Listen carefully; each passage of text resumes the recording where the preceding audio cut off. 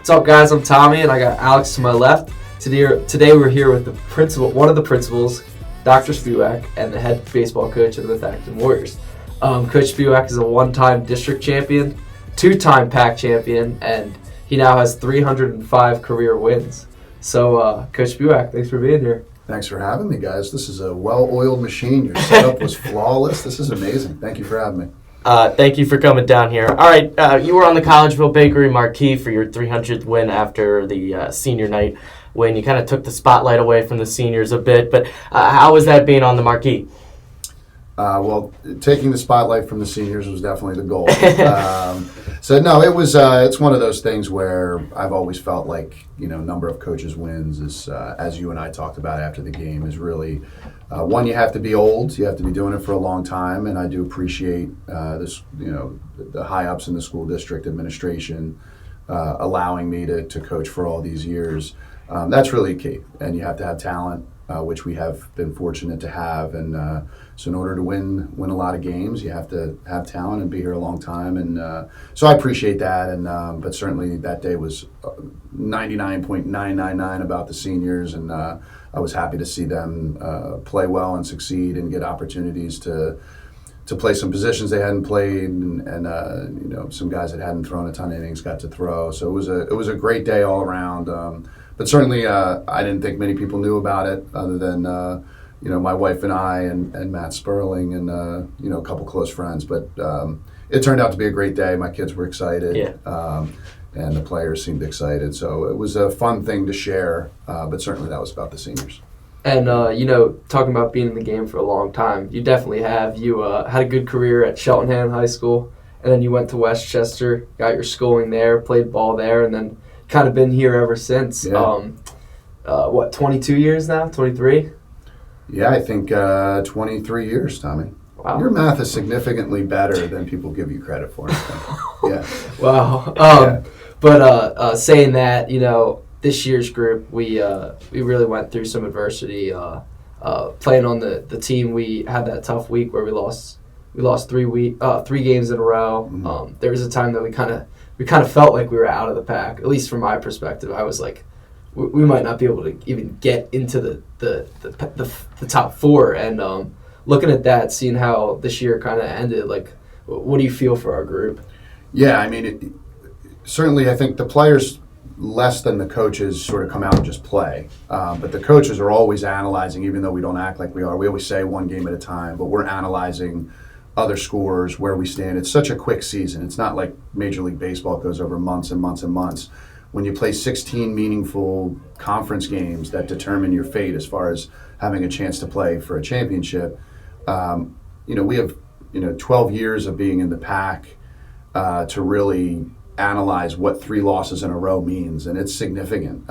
So when we were 7-0, it was like, all right, can we run the table? Can we get the 1 seed? Can we, this, and this? And next thing you know, 3 losses right away puts us not just in the middle of the situation, but I think at the time there were 3 schools with equal to or better records at the time, and you assume that the way baseball works, that we were going to drop a game or two the rest of the season too. So now you're looking at 5 or 6 losses, and just like you said, the fear all of a sudden is you go from thinking you're going to be the 1 seed to thinking you might not get in. And 3 really tough losses, all within a play or two going the other way.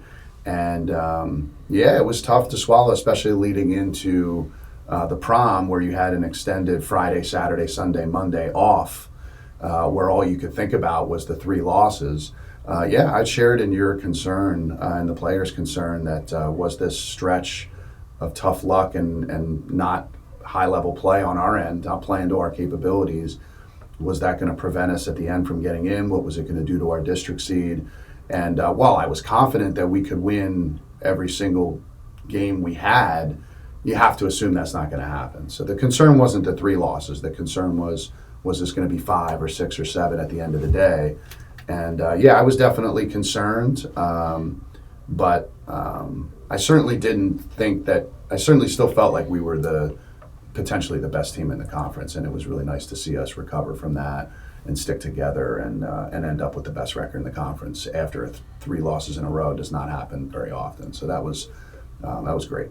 So after that first game at OJR, how are you trying to keep it from spiraling on to the second and then the third game, which ended up being, I guess it was Upper Marion and then Boyertown? What are you saying to the guys at OJR to keep them into? Sorry, I think we lost some audio. Hold up. Test. Uh-oh. Oh, is your headphones? Maybe. I think you're good. I can hear myself. Okay. And what are you saying to the guys to keep them into the season? And remember, it's just one game. We've got a lot. Yeah, I think the OJR game, from a mental standpoint, was the easiest of the three because at the time, both teams were at the top of the conference. You have to assume there's a reason why teams don't run the table often. You know, the way baseball works, anybody can beat anybody on any given, any given day or night. And so going into that game,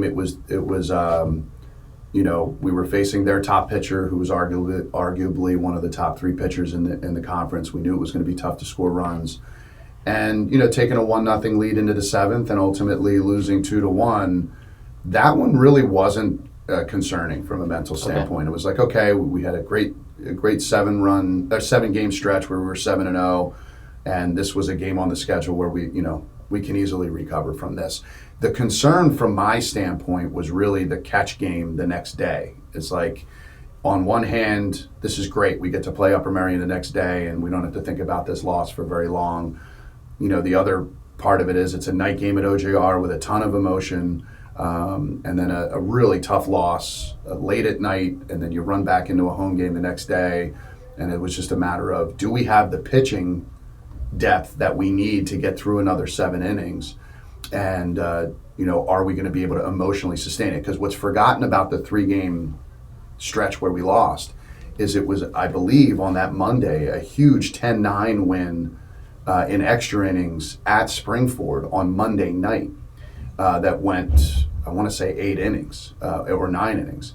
And so we exhausted 2 of our top pitchers in that Monday game, and then exhausted our third top pitcher in that Tuesday night game. So the loss is compounded by the fact that in just a 24-hour spurt there, we used our 1, 2, and 3 with still two big games to play that week. So it was really a matter of, how do we keep the emotions high? How do we, get over it very quickly? But it was really the emotions of Monday night's win at Springford, which doesn't happen often, and then the emotions of Tuesday night's loss, our first loss of the season. And I think all of that ultimately really factored into, a lackadaisical effort on that Wednesday at home against Upper Marion. The Boyertown game Thursday was just a really good game that we could have easily been on the right side of and just weren't. And but really, to answer your question, Tuesday night, I think, was an easy conversation. We weren't going to go, 25-0. So if we were going to lose a game and to lose it in that fashion, get great pitching, play great defense, and lose 2-1 in the last inning against one of the top teams in the conference, I think was the easy one. It was the next 2 that were really challenging. Yeah. And then going into the actual pack play, we got the rematch that we wanted all year. We had the Phoenixville with Acton. The actual standings were set up the same, where it was us at the 3 seed, Phoenixville 4, and then it swapped OJR and Springford, and then PJP stayed at the 2. Mm-hmm. So we knew going into that semifinal game that PJP game, we had to go all at them. We threw Evan. It was that tough game, and then getting to where we wanted with Phoenixville again. Like, how cool was that to have that rematch from last year? It was really cool. Last year, while it didn't end, the 13-inning game didn't end with us as champs, and it was a devastating loss, everything played out in our favor in terms of, Springford was the body of work for Springford last year. They were the best team. Yeah. They had the best season. They had the best record. They lost 1 game all year. But for us to not have to face them in the first round and have Evan, be able to pitch in the final against a team that wasn't Springford and against Phoenixville, we really felt like with Ty Lawson and Evan Jones available to pitch, that we really were set up quite well, and they had exhausted their ace in the first round last year. The game didn't work out, but we were set up perfectly. Same thing this year. We felt like Evan can beat anybody, and even though PJP was arguably the best overall team, that we were going to compete with in the conference. Obviously, having Evan pitching made us feel really good. Evan against anybody makes us feel great. And then the fact that, again, Phoenixville would be exhausting their ace in that semifinal, and to have Will and Austin and the rest of our staff ready for the championship game. You have to go out and play, you have to go out and win, but we were certainly set up just as well this year as we were last year with how the standings fell. So it's fortunate for us the last 2 years, but this year we were able to go out and take care of business. And then everything worked out this year as well. I don't know if you remember, but Phoenixville ended up beating Springford to get that 4th spot. So that was pretty good. I want to go back to the Florida trip. 2 doubleheaders, 4-0 weekend. I guess technically it only looked like 3-0. What will be your longest lasting memory from that trip? Same thing to you, Tommy. So many great memories from the trip. The fact that the Braves don't play there anymore in their spring training. So we were able to play those in the past it was you had to get lucky to play a game in the stadium. We did play three out of the 4 contests were in the stadium. Such a cool experience for the guys. I don't know what stands out. The one night we had, anytime you have chance for teams to come together socially, it's important. We had 6 days to do that. But, there was a night where we got to play all day. We had a game in the stadium. We came back and had dinner. And then, outside this really cool complex by the water, there's bocce being played. Guys are competing against the coaches, and the players are competing against players. And we're just hanging out and having a great time. And I think that's what creates, this family atmosphere, this culture of, doing things together outside of just competing on the field. I think really pays dividends at the end of the year. You don't have to be best friends with everybody on your team. That's an unrealistic expectation. But if I think you get to know everybody and create relationships one way or the other, you start to get to know everybody on a personal level, and you start to feel like a family. Families don't get along all the time either, and families don't see eye to eye, all the time either. But when you start to develop that, relationship off the field, it gives you a better chance at the end of a season, like in that championship game where you fight for each other a little bit more, and you come together a little bit more, and maybe you get that little extra edge on other teams. And I think we had that this year. So I saw Springford before you go. I saw Springford was down there. There are a lot of teams from the pack that do the same thing.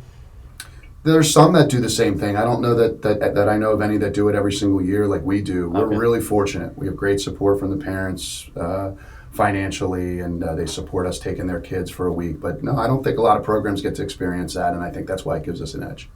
Yeah, and then kind of what Coach Spiewak was saying over here, the whole trip started off, a lot of you guys don't know this on the outside, our flight tickets ended up getting canceled. We had to rearrange all our flights. We had 6 guys go one time, 6 guys go. With split up the coaches, we all went at different times. Just kind of starting with that, it could have went downhill from there, but it really it was really a great trip.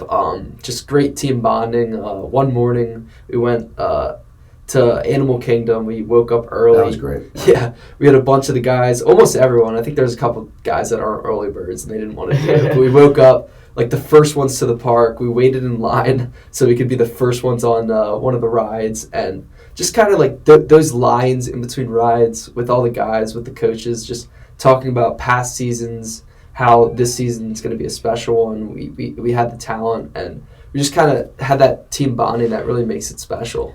Yeah. And you roomed with Coach Sperling, right, as if your relationship wasn't good enough. How was that?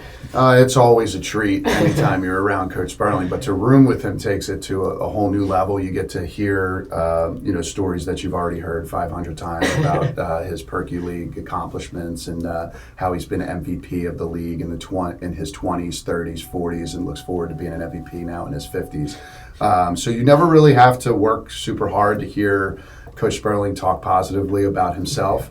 But in all seriousness, one of the best things about it, he is really the baseball brains behind the operation. He was a dual athlete, but an elite dual athlete in baseball. So he's a phenomenal lights-out pitcher, which he'll tell you all about if you ask him, and a tremendous defensive player, and a great offensive player. Arguably the best thing that he did as a player in baseball was offensively.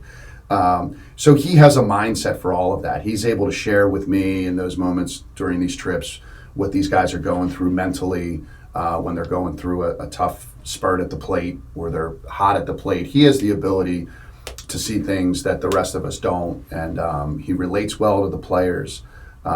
He can see what they're going through, and so those long conversations there. The Florida trip, while it's a great trip for the players, for us it's really about trying to see as much in practice and games as we can, so that when we get back, the coaches have the best ability to put the best lineup out there that's going to give us the chance to be successful, and who's going to pitch for us, who's best in a reliever role, best in the starting role. And we have a lot of good players, and not just at the varsity level, but all the way through. So it's a tough balance to figure out what we're going to do when we get back. And when we get back, it's crunch time. It starts, every game matters the same, and we have to be ready to go first game with the best lineup. And I think rooming with Matt and having that long period of time to discuss those things really is beneficial for me to finalize decisions for our team. Yeah, and that means that it is a truthful spring training going down there. All right, I want to move on to one of my favorite games of the year. I guess we'll start at home against PV, a 4-4 tie. You clearly weren't happy with the performance, with your game scheduled the next day at OJR. How did you talk to the guys after to make sure that they're staying alive? Because clearly some base running mistakes. It wasn't a great game. Yeah, I mean, so the base running really came to fruition against Springford at home. Yeah. But the PV game as well, we had opportunities to win the game, and that was sort of the theme of the season. Is there were a ton of 7 one-run wins where in each of them you can pinpoint, maybe a small mistake here, not scoring a runner with less than 2 outs, things like that really matter, and you really harp on those things when you're not successful. But the fact that we were able to stay in those games and then ultimately win the PV game and win the Springford game, even with those mistakes, is what defines a season. But these guys really bought into it. Like we took the little things that we made very important. When we didn't do them well, it wasn't about me having to get on anybody. The players took it personally for themselves. Tommy made a mistake on the bases or missed a sign, which happened often, or things like that happened. I didn't even really have to say anything. Like they were their hardest critics, especially. We took base running. That was sort of what we took pride in. Sometimes you can't control what happens at the plate, but you can control your own destiny on the bases. We can have a philosophy of being aggressive, but being aggressive within reason and making sure that we're an intelligent group of base runners where we know what we're doing with no outs or 1 out or 2 outs, and that controls some of the aggressive nature of how we run the bases. And so when mistakes happen, we take it personally and we move forward, and we were at our best at the end of the season for that reason.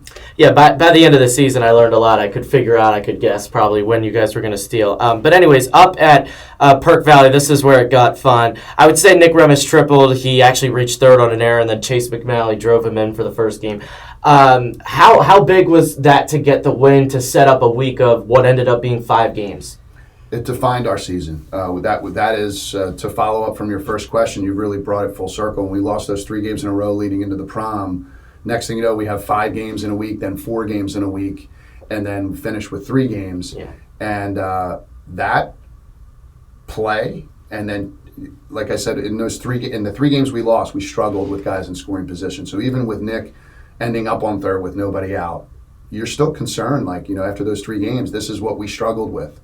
And then for Chase to get the job done immediately, we rolled that right into a blowout win in the nightcap, and that sparked the entire run that really has us sitting here today. So it was a huge, huge game to have 2 league games in an hour and a half for us to be successful in. It really sparked our confidence. It put us right back in the mix of being able to compete to get into the Final Four.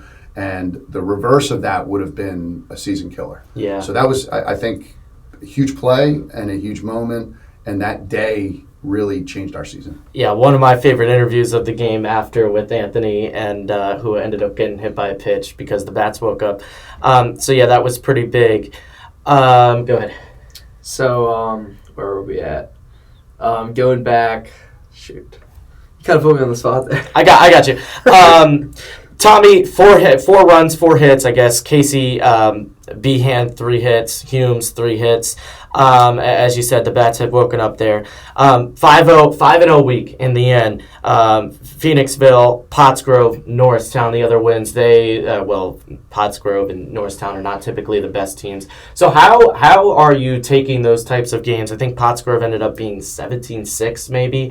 Are you starting your normal starting lineup, or how do you approach those games? Yeah, I always say to the guys that there's the professional side of coaching, and then there's the personal side. And the personal side, I always want to see these guys that are putting all the time in that everybody else is putting in, that aren't starting and getting a ton of playing time. I want to see them in every game.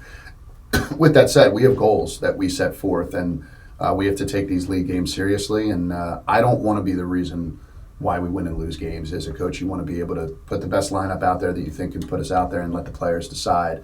And if we start making moves where it's not our best opportunity to win and we don't win, then you feel as a coach that your decisions negatively impacted the team. And that's just the reality of varsity baseball. You want everybody to play, but it's not going to happen.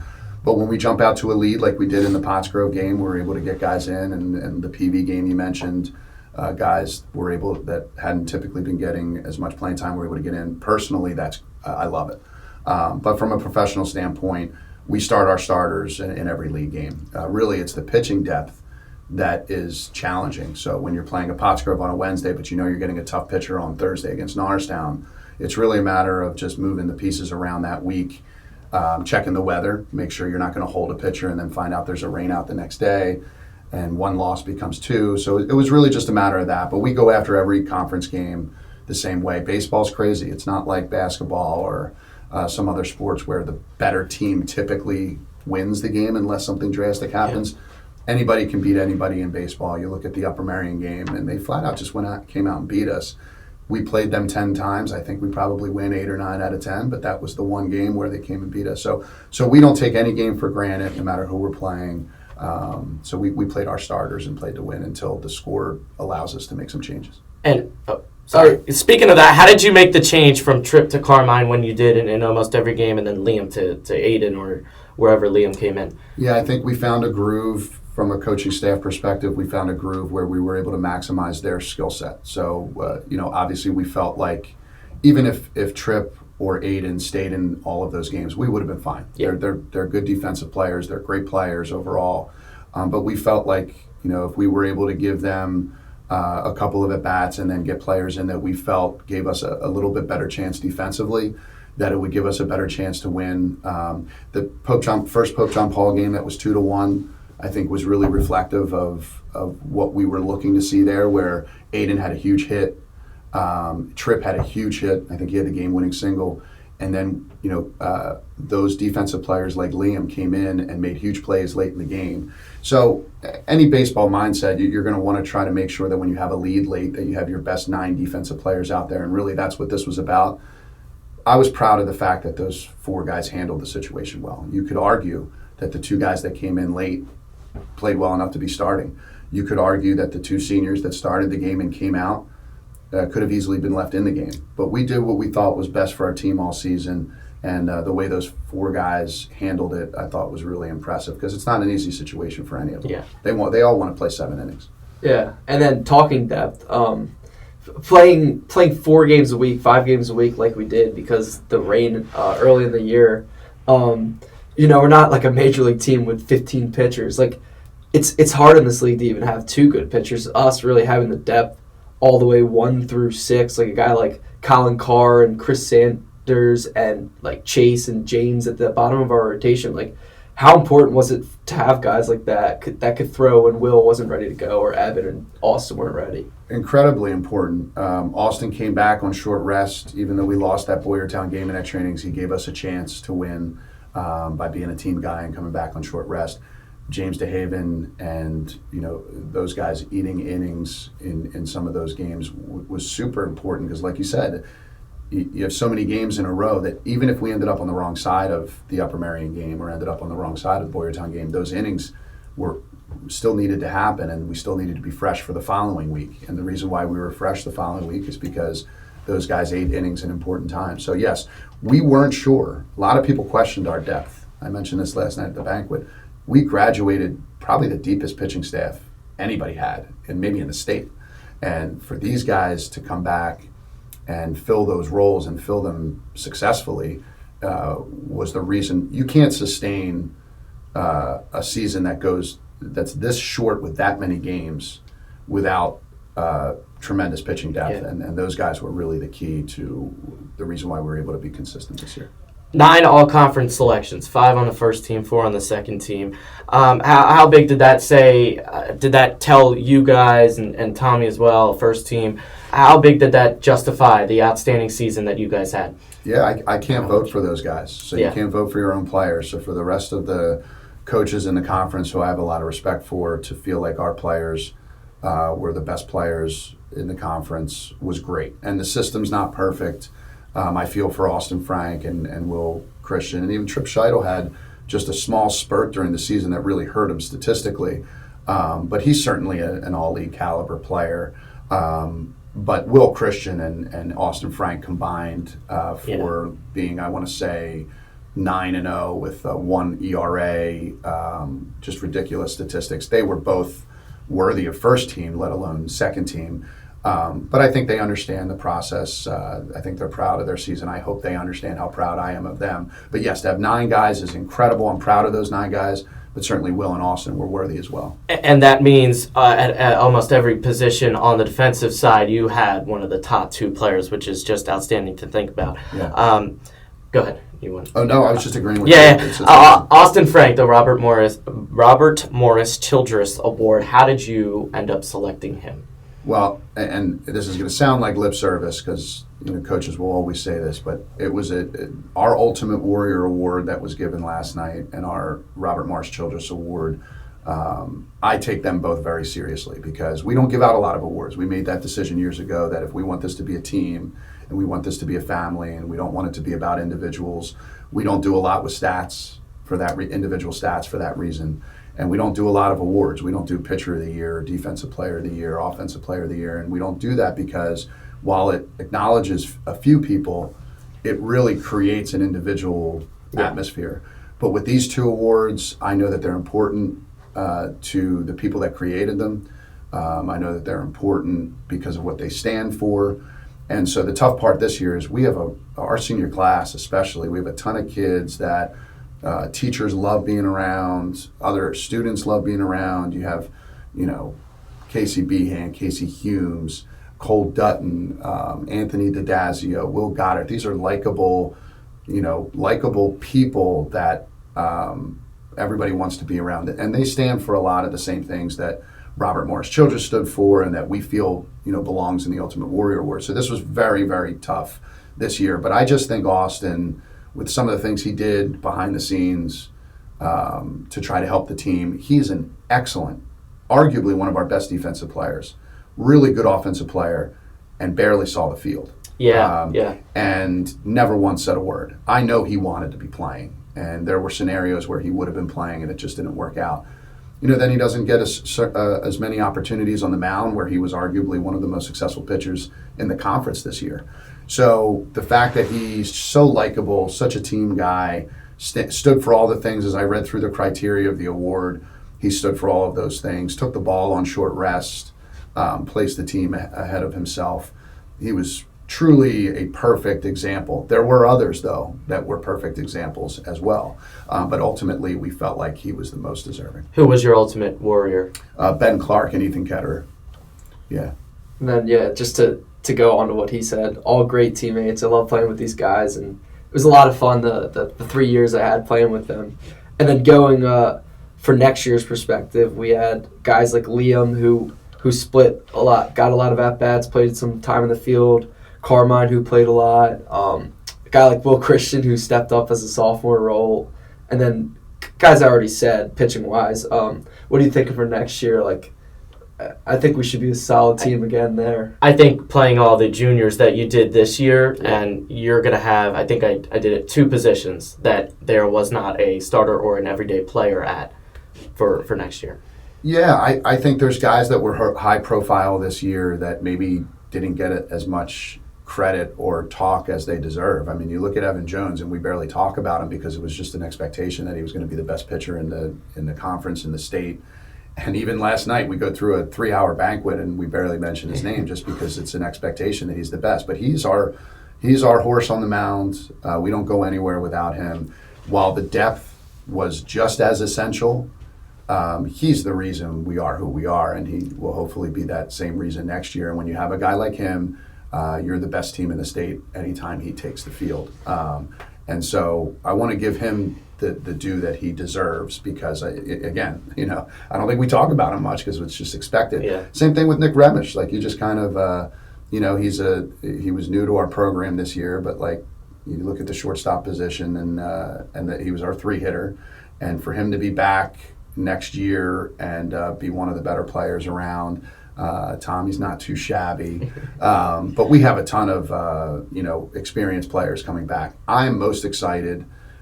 This is just my nature, but certainly you look at Will and Evan coming back with all of their experience on the mound. I'm excited about those other guys, the guys that had freshman and JV innings. Who's going to be the Will Christian of next year? And I think there's 4 or 5 of them that could easily be that person. And if we can piece together a 3rd and a 4th guy that can be dominant, we're going to be very scary next year. How tough was it to end up losing, and we're not going to criticize the rule, but Nick Remish transferring in his sophomore year was unable to play in PIAA competition. So how tough was that, and how did you end up making It's a dumb rule. So Tommy said that, not me. I think, just to build off of what Tommy just said, that there are rules that were put in place for good reason that have negative, consequences, side impacts that weren't the intended reason for the rule. Nick lives in our district. Cross Howarth lives in our district. Right. And those guys were not intentionally looking to transfer left and right or take advantage of anything. They just want to play for their home district. And so the rules that prevented them from being a part of our program this year, I think, just unfortunate side consequences to rules that have been successful in keeping students from illegally transferring back and forth and going private to private to private. But at the end of the day, while I can't say what Tommy said, we're a public school. We can't pick and choose who we're going to have. We can't recruit. We have 2 really talented players that could have played for our program this year in the playoffs. And it's personal level. I can't imagine what Nick went through. He handled it perfectly. But you go to war with these guys all year, and then in the biggest stage, the biggest game, in a 2-1 loss, it's like not having your 3-hitter and your shortstop is tough for me. But nowhere near as tough as it was for Nick to have to sit there and watch. I felt for him. The same thing for football, right? But you had Tommy able to step up to third base. Bryce played short, and I think Liam came out in the outfield, right? So how big was that, again, showing off your depth there? It was great, and while we lost the game, you look at Liam leads the game off with a single in the first pitch. Tommy makes a big play defensively at third. Bryce played great at short. If we somehow pull that game out, part of what we're talking about is our ability to step up and deal with the adversity of one of our leaders not playing, and unfortunately it didn't work out. But I loved the way we just rolled with it. There's nothing we could do about it, and the players just stepped up, went to different positions, and put ourselves in a position to win a big game. Yeah. Now let's get to the fun part. Let's get to finally winning that pack chip. Can finally tell Feaster. I'd forgotten we had won that championship. Wait, who won it this year? I think it might have been us. Tommy. So we can finally tell Coach Feaster that we're on his level now.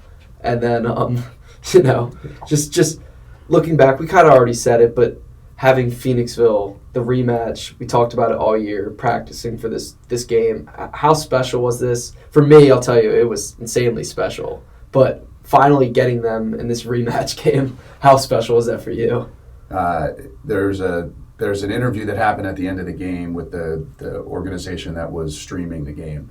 And it's funny, I had said all week, like, this is a new team, they have a new team, there's really not this crazy connection. And then you walk up to the field, The semifinal was this beautiful night like it was last year, and then you show up somehow in the championship game and it's like overcast, it's raining a little bit, it's like borderline cold, and then you look across the field and it's Phoenixville again, and you look at the pitching matchups, and both teams had again exhausted arguably their ace, and you just didn't know what to expect, and it was eerily similar. And then I mentioned this last night at the banquet. I really was telling myself and felt like there wasn't this crazy connection. And then when it was first and second, I think only one out, and we're up 2, and I'm thinking they're going to double steal, and there's not a whole lot we can do about it because we have to focus on the hitter and we have to focus on being positionally, protecting against the double, and a double steal and some bloop single, and like just imagine the emotions of last year bleeding into this moment here. That's the first time where it hit me like, oh man, like this matters even more because of last year. And then to get the last out was just spectacular. I don't know that as a player, if I'm in your shoes, getting revenge matters. As a coach, it was really just I'm still heartbroken for last year's senior group, and I'm so excited for this year's senior group. So it's different. But at the same time, I certainly understand the correlation, and it felt so just a huge excitement and relief, because of what happened before. I don't know how we would have been able to deal with going through that again. I actually had thought the same thing. I did not feel it until the end of that Phoenixville game. But as a player, PJP, there was a situation in the end where I think Austin came in and then Will ended up coming in. I personally was shaking. At the end of the Phoenixville game, I was so worried as well. How are you keeping the nerves down? Well, I mean, PJP game, I really felt good. Like, we were playing no doubles where you're playing for the batter at the time. You're not playing for the guys on second base because we had a good lead. And with Austin and Will, guys in relief, like, I really felt confident, and I knew they were going to get it done. Like, they've been throwing well all year. And then you go to Phoenixville, goes down. They don't have runners on all game. Will's just, he's insane. Kid's a sophomore, just insane. And it comes down to the 7th inning, of course, when things get dicey. We're up 2, but at the time, it doesn't feel like 2 runs. There's a guy on first and second, like Coach said. And I'll be honest, I was getting a little nervous. I look over at Chase, and Chase is like his gloves over his face, like he's saying some things in his glove. Yeah. And as soon as we got that second out, we got their big guy Nadal out. I knew that we had it over at that point. Yeah, after that second out, it kind of things calmed down. You could feel the tension calm down from the ballpark, and I think even the student section for Phoenixville stopped. All right, Tommy, you, I guess, what did you foul ball off yourself and didn't end up running? I was incredibly worried at that moment early in the game. What happened there? Because the umps had to have a conversation, and it kind of looked like it was a whole big deal. Well, basically, it hit off my foot, and it just like any sport, when you get fouled in basketball, you got to fall down. You got to fake an injury in football or stuff like that. In baseball, a rule that you learn when you get older is if it hits your foot, you got to go down because the umpires, it's hard to see that. They're behind a catcher, behind a hitter. Hit my foot, so I go down, and I'm trying to sell that it hit my foot. And the third baseman, I thought it was a foul ball off my foot. I didn't even know that it went fair at the time. Third baseman misses the ball, which I could have got to first. Right. And I ended up, they threw it to first. I started running, threw it to first, and I was out. But then the umps were like, the guy was on the ground, it hit his foot. So they changed the call, which was the right call. But if I would have just ran out of the box, I would have been on first base. Right, that had me so I was like, geez. Okay, and then the catcher's interference as well. That was, by the way, the same home plate umpire that was the first base umpire last year. So I guess I won't even say that actually. But the catcher's interference call, what happened there? So there have been several times. I don't know, because I'm as you may not know this, I'm getting older, and apparently your hearing and sight starts to go as you get older. But for whatever reason, there have been like 4 or 5 occasions this year, usually with Casey Behan, where I'm either hearing a player get hit by a pitch or hearing contact with the bat and the glove, and even the player doesn't say anything, and I'm thinking I am losing my mind at their base. I swore that the ball hit Tommy's foot. I swore that that it was catcher's interference, but Nobody really said anything. In this particular example, not only did I feel like I saw and heard it, but Casey actually had a reaction where he turned and looked at the umpire. And so that made me even more confident with the fact that it hit it. And I appreciate, at the end of the day, I think umpiring is a very challenging thing to do, and it doesn't always go our way, and sometimes there's illogical things that happen. But when they get together, like Tommy mentioned in his example, if they just get together and get it right, then they eliminate themselves from the equation of who's going to decide the win or the loss. And ultimately, Tommy's was a foul ball, and Casey's was catcher's interference, and they met and got it right. And that's what I, should not talk about this so that my blood pressure doesn't go up. But last year's play at first base that you talked about, I just wish they had gotten together and talked about it and said, you know what, let's not be the reason, this game goes one way or the other. And in a 1-0 game in the bottom of the seventh, I think that call just wasn't appropriate. And in the moment, we all do things that, or may not be exactly what should have happened. And then to have the opportunity to get together and make it right, I think is ultimately what the best umpires do. And we get the best umpires for championship games, and they got together and got that right. But I was excited at the time, for sure. I mean, it's a huge advantage. It doesn't happen very often. Happens a lot with Casey, based on how deep he is in the box and how his initial portion of his swing he's very tall, long arms, and he's sort of, if a catcher's not used to it, he's certainly more so than anybody else in our lineup. Catchers are more susceptible to catcher's interference when Casey's up. So, big play. You were hit by a pitch to start the game. I was like, that is a dream start on quite literally the first pitch of the game. What were you feeling going to first? Man, I was pumped up. I was just excited. Didn't hurt. It barely hit. It was actually curveball first pitch, which I kind of expected going off of I had a good game the day before, but that guy threw a lot of curveballs last year. But like I said, I was just really excited. Got on like the leadoff should, and then the team did their thing behind me, and we got in a big leadoff first inning run. That was big. And back to what we were saying earlier, I wanted to say this earlier, but talk about base running.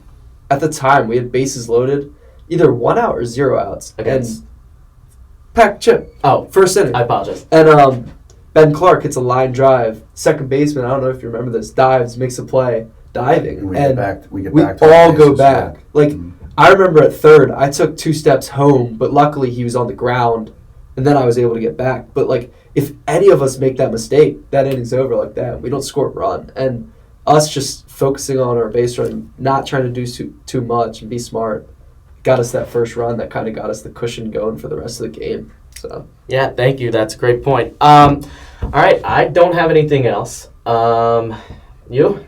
Nah, just good season. I don't get on podcasts much. I really don't want this to end.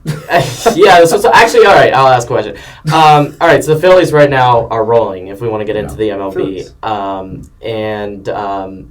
The only concern that I have, which is kind of the same concern of you guys, would be falling apart in the postseason. You guys ended up winning the PAC championship. What is, I mean, Rob Thompson probably isn't talking to the manager, to the players a lot, but how are the players kind of staying alive? They're still, as you said, 162 games, so there's still a ton of time to go. But how are you staying in the season? It's a lot shorter in terms of the PAC, but you know what I mean, and not focusing just on the postseason and continuing to go game through game, day by day. The new system makes it hard because in the past, if you didn't have a ridiculously successful 162-game regular season, you weren't getting in. And so every game mattered so much more. Now you have your wild cards getting in, and if you look at the history of the wild card scenario, with what's happened to the Braves the last couple of years, it's happened in the American League as well. It is tough to really place, winning 110 or 115 games, which I think they're on pace for now. It's tough to make that the priority because really the priority is to get to the postseason fully loaded, rested, and healthy.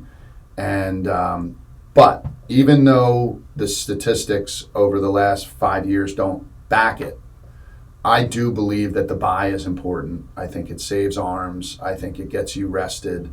I'm hoping that they can, if they finish first, which hopefully they will, that they can sort of take advantage of one less series and be successful. They're as good as anybody, and they can win it. But I think to your question, whether they finish first, second, third, all you have to do in baseball is get in and get hot at the right time.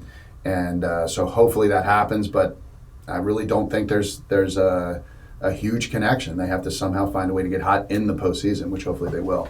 But I'm excited I'm trying to just enjoy how good they are this regular season. I lived through, you guys are lucky. I lived through almost my entire life of them being below average. After being so great right before I was born, like in the late 70s, early 80s, they were amazing. And then when I'm old enough to start following, they're just like terrible every single year. So I'm scarred enough where I'm just enjoying the fact that they're a good team every night and we can watch and enjoy it. I love their pitching. I love the way they pitch. And then when the playoffs start, it really, in baseball, unfortunately, it's just a whole new season, and you just hope you're hot at the right time. Tom? Well, Alex was kind of going with that, with how it relates to our season, which I don't think it does much, just because ours is a 20-game season, 4 scrimmages, so you get 16 regular. And the first time through the pack, you play our side twice. So the first time through, you can go by with a couple losses, and you'll be all right. But that second time through, and in past years that I've played, we kind of opposite. That's why this year was so good for us. This year, we had a couple losses first time through. Second time through, we did not have one loss in the pack. And that's what really kind of got us rolling into the postseason. So kind of what you said, our regular season is almost like an every game playoff, in my opinion. Yeah. Like, you can go by with a couple losses. Like Phoenixville, for example, I think they had 6 in the pack. Mm-hmm. We had 3. They had to win on the last day just to get in. They had to win their last 4 out of 5 games to get in. Right. And you don't want to be in that. No. Like, we knew only like our last 3 games, or no, 2 games, we knew we were in. But that's because we had a big win against Springford. But after that, like, we still wanted to keep it rolling, because then, like, we at least I wanted to feel positive going into it. Not like last year we had a couple devastating losses and then got going. So. And that was one of my questions that I asked you, right, where you guys lost to OJR in Boyertown, and you came back and you beat them, so it didn't really matter. I guess I'll talk about that first Boyertown game up at Bear Stadium. Well, I guess it's the second one, up at Bear Stadium. That got it started. Every time I go back, I always think about that game and how well you guys played in that game. And then you went off to PJP, and you said every time you're going to go to that stadium, you're going to remember that Phoenixville game. And so how big was it to get started with that Boyertown win? And then when you went there against PJP, you're like, oh, okay, we're back at the same stadium. We just played really well out there, and then same thing for Phoenixville. It helps. There's little things in baseball that matter. The mound matters for a pitcher. The backdrop for an outfielder. Hitting with the backdrop matters, and then the feel of where the seats are, where the student section is. All of that stuff factors in the comfortability of the dugout. And so, going there, and this team just rolled with everything. I'm the only one that really overanalyzed things. When we went to Boyertown, it was their head coach was being inducted into the Hall of Fame, and it was a big night. There was this huge ceremony. We got there early and didn't start on time. And these guys, I was concerned about all of the hoopla and whether it was going to impact our play. And Boyertown's always tough in their stadium. They're excellent there. I don't even want to think about what their overall win-loss record is in that stadium, because it's like they win 80% of the time. So I was concerned, not that we weren't the more talented team, but just concerned about everything going on there. And these guys just roll with it. They were ready to go, and they got on them early. And it was, to your point, really big win for us. Anytime you win at Springford or at Boyertown, it's a rarity and a big win.